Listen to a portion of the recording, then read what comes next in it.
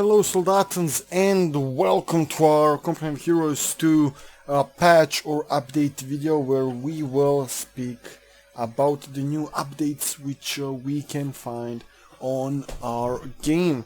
So I will break this into several sections where we will have a Soviet section, Oberkommando, Wehrmacht, British and US forces, so you can check each of those separately, where we will cover all of the changes which we had.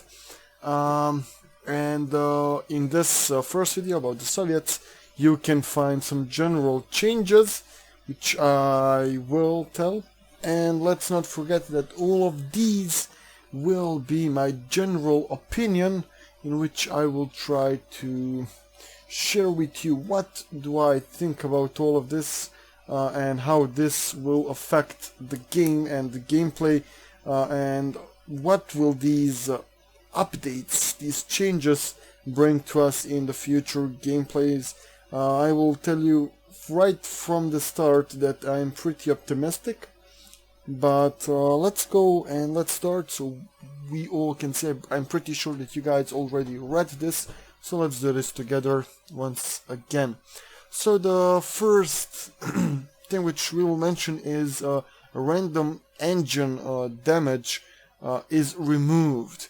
So that was a pretty annoying RNG where when you had a vehicle above 5% and someone like comes from the sides and hit you, and then you got a crippled engine, that's removed. I don't know, that was a little bit realistic to happen, that he can cripple your engine. That's pretty normal.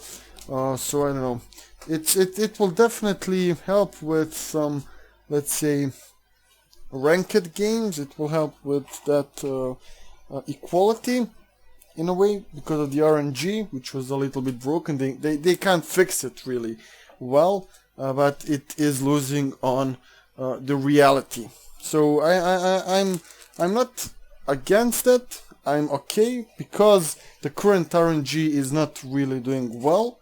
So it's better to remove it than to make you shit your pants and destroy your PC because of the fucking RNG, which can pop out sometimes. Next thing will be the mines. Oh fuck yeah! So let's speak about the mines. The mines will now only kill one squad member, so they cannot do squad wipes. This is so good, and for only one reason. We are speaking about the Soviets now, and their mine spam is unbelievable, especially if you are dealing against the partisans. So the partisans are literally mine factory. You can see them, they're putting mines in their pockets, in their underpants, and they're just popping them out and placing them on the field. It was so fucking annoying. So the mines will now only kill one squad member, so we won't see wipes like we usually would see from the mines. Also on the mines, we removed that, it is removed that you cannot destroy an engine. Well, it comes to the Soviet mine, which is all around, all-purpose mine, that's fine. But if you have a special dedicated mine like Wehrmacht anti-tank mine, that's a little bit shitty, because I mean, I pay 50 ammo for a mine because I want to do a heavy damage to a tank, and Soviet just pay 30. And one more thing which will be unbalanced here is that they increase the damage of the Soviet mine. So now it is doing 80 now it is doing 80 damage to a vehicle. So they boosted that up. That's a pretty high damage, pretty high damage value. Yeah. So we'll see how that will go. They reduced the amount of squad members being killed, but they increased the damage. So it's obvious that they are trying to get this mine a little bit more towards vehicles. So they want those mines to be usable against vehicles a little bit more than to just infantry. Also the mines, we can see that they won't do thread breaking criticals on all mines, so that will be good. So we will see how that will go. Okay, yeah, they will also deal suppression on squads when hits them. And yeah, so that's pretty much when it comes to the mines. We told about the random engine damage. Next important part will be suppression. Oh yeah. So suppression will now lower the range of units throwing grenades or their other utility weapons, which they can use for 33%. This is great. What will this bring is that the conscripts, I believe, will suffer the most because of their mortar, which they cannot throw that far. Who won't suffer much are the American infantry and the shock troops, mostly, and maybe some Suppression Changes. While all of the others, it's only affecting them.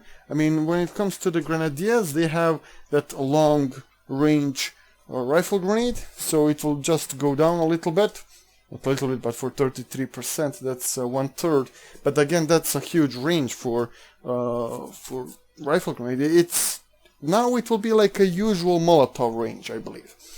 But the Americans in shock and Suppression Changes won't be affected that much because of their smoke grenade. So it's pretty fine for them. They can just pop up a smoke grenade and they can move up. That's when they encounter an MG.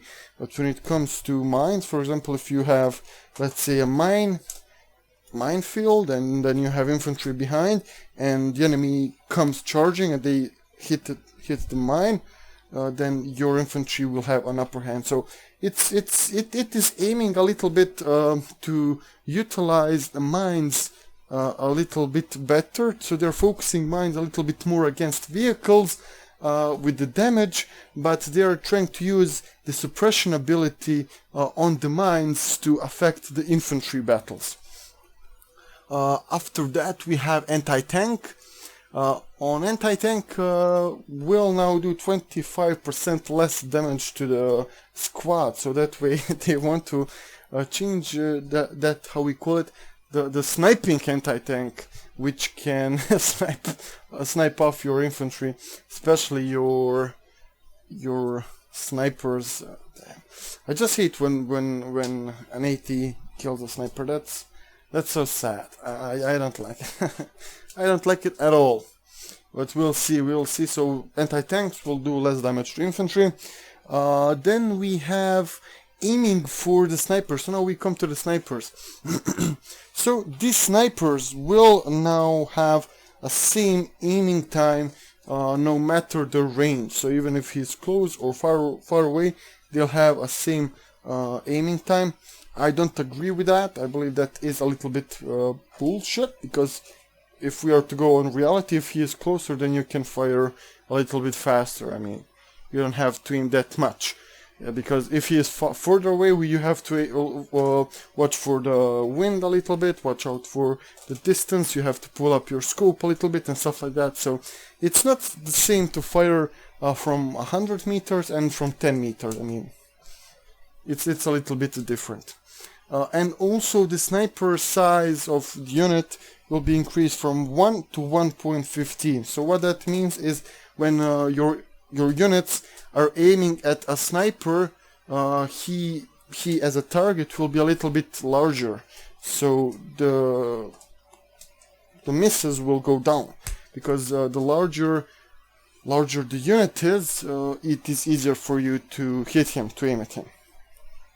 Okay, after that we move the RNG for deflected stun. Oh, well, this was a special, let's say, special ability for not high velocity but really high explosive guns. You can see this pretty often with IS-2 with ISU-152, those type of tanks where they, for example, if they are to hit the Jagdtiger or Sturmtiger or even a Tiger, just because of that explosion, that mash which goes around, will stun the target. So that is removed. The RNG for that is removed, which is good. I agree with it. So that will help a little bit more.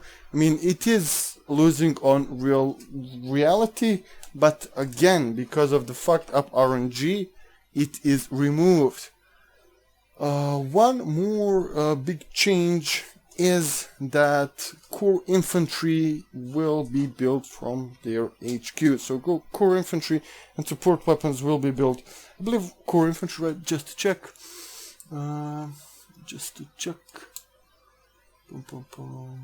Oh yeah. Yeah, all core infantry squads and core small weapon teams now spawn from its corresponding building rather than from off map. I agree with this. Because, I mean, if you're commanding an army, you have to have someone in your HQ. I mean, you have the HQ, so you can't have an HQ, but that your soldiers are coming from outside. I mean, the core infantry, the backbone should be there, so you just pop out and use them, while all of the other weapons and utility weapons which you are trying to use, for example, like Tigers and stuff like that, I agree with that. They should come out, and Panzers as well. That's fine with me. And let's not forget that these buildings, especially for tanks, are built in a way that, I mean, only Soviets are capable of producing the vehicles from those buildings. When you take a look, because they're the only ones which have an entrance in their HQ, so you would have to change the complete structure of HQs to adopt these changes for all vehicles like you had in Company of Heroes 1, so that is not the case.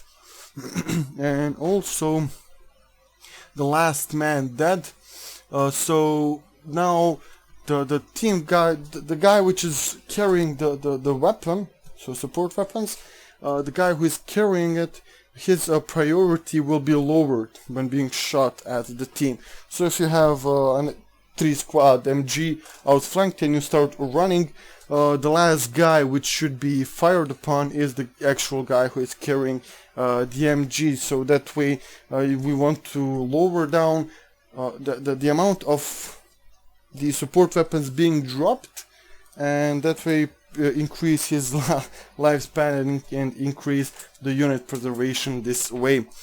So now we move to the actual Soviet changes. So first thing is T34.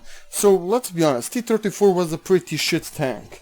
He was a tank if you have an advantage and you wanted just to have it there as a support against tanks. So it is pretty good. I mean, he is his damage against other tanks will not increase, maybe a little bit because of the reload speed, because the reload speed is a little bit lowered, but the main change for T34 will be his ability to counter infantry. I won't read all of these changes. I mean, you'll have the link down below and you can see it right now on the screen, but the main point is that they increased his machine guns, their accuracy, their reload speed, the damage dealt to infantry, so that way he can deal a little bit more damage to the infantry. I would also do this for the Panther, because Panther would need a little bit more. I mean, he is doing not bad now when you're facing all of your MGs, so when you're facing your frontal armor towards infantry, but I don't know. It can be good that, for example, the tanks which are equipped with those machine gunners above can suppress infantry as well, because it would be pretty damn good. Because let's be honest, they are, for example, IS-2 is carrying 50 cal, the same one which you are producing for the Americans from their HQ. So if that MG is suppressing, why is not this one as well? What's the difference? I mean, he can suppress pretty good with it. Same goes for the German MGs above or on the hull. on the cupola which they are using. So I wouldn't get the suppression on tanks as well, but just a small portion of suppression, so that it is not suppressing immediately, but if being fired upon for a longer time, it can suppress. So the second change is Su85. Oh yeah. So the Su85 originally during the war was produced to kind of try to counter Panzerfoes and Taigas, and let's be honest, Su85 so far was not really good.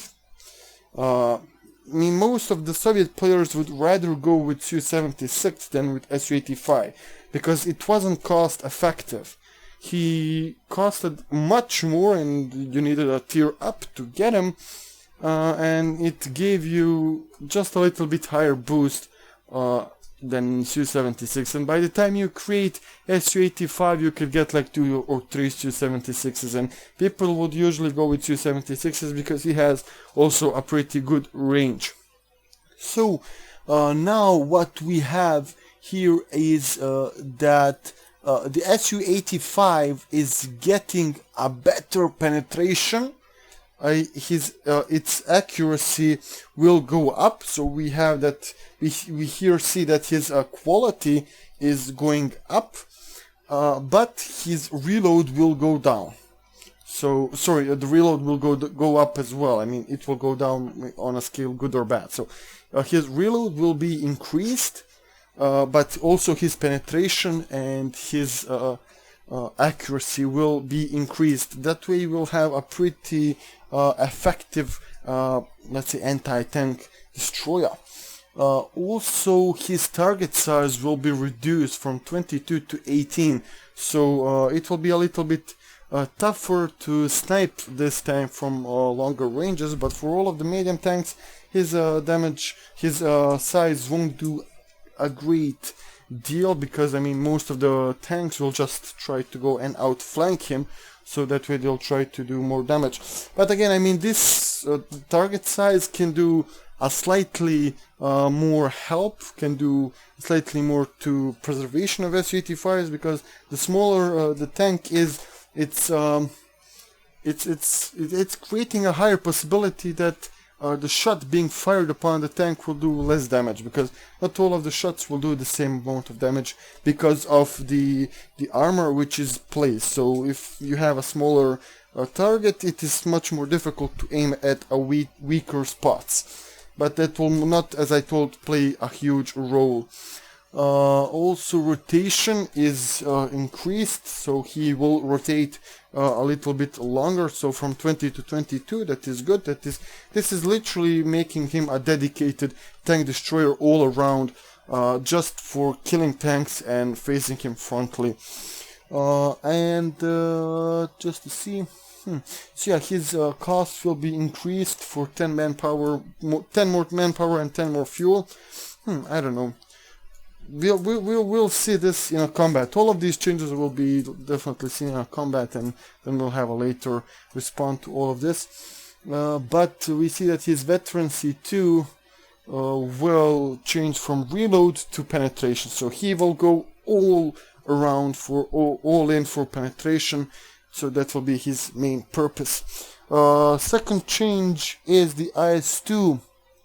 So the IS-2 will just get a better penetration. Let's not forget that all of the heavy tanks lost a bit of their rear armor, and also the Comet and my Panther, I believe, but I'm not sure for the Panther. But all of the heavy tanks and Comet lost their rear armor. IS-2 is also the case.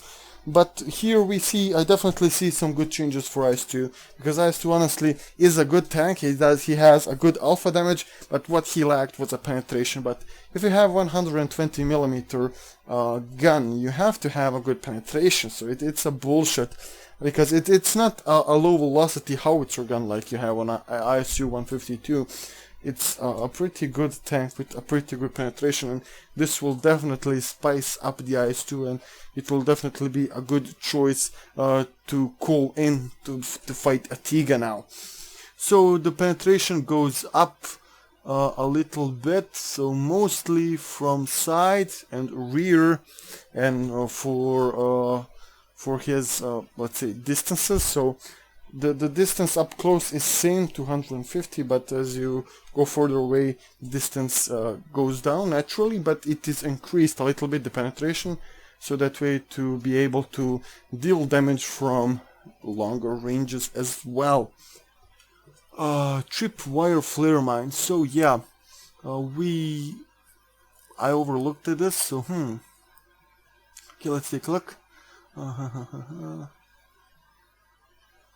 Okay, so tripwire flare mine. So they increase the damage, they lower down the build time, but what it changed is that it may not activate every single time, and that sorry, and that it will now be a small explosive weapon type. So it will not be as you have it the demolition charge. So once you make a tripwire flare mine, it will do a little bit less damage, but we'll see how that will go. But this is a tripwire flare mine, yeah, so this is not actually one which you combine with the settle charge. So yeah, the tripwire mine will now will be a utilized weapon, and not just the addition to the demolition charge. So sorry, my bad, I haven't read it all. And we have Soviet sniper. So as I told, all of their size is increased, but the Soviet sniper will get a little bit more health, so that he can sustain a little bit longer, because he had the lowest amount of health. But also all of the snipers are getting one squad member up, as it is saying here. I haven't tested it yet, but we'll see. So all of them are getting one squad up, and because of that, since the snipers from the Soviets have the least amount of health, they'll get the health bonus, so that will they'll balance it. So because now all of them will have two members, it will be fair to increase the damage for the Soviet snipers as well. So that is fine. That is fine. Also we have 80 grenades. So yeah, what can we say about this? So we see that their wind up will be reduced. I mean, the 80 tanks were pretty good weapons.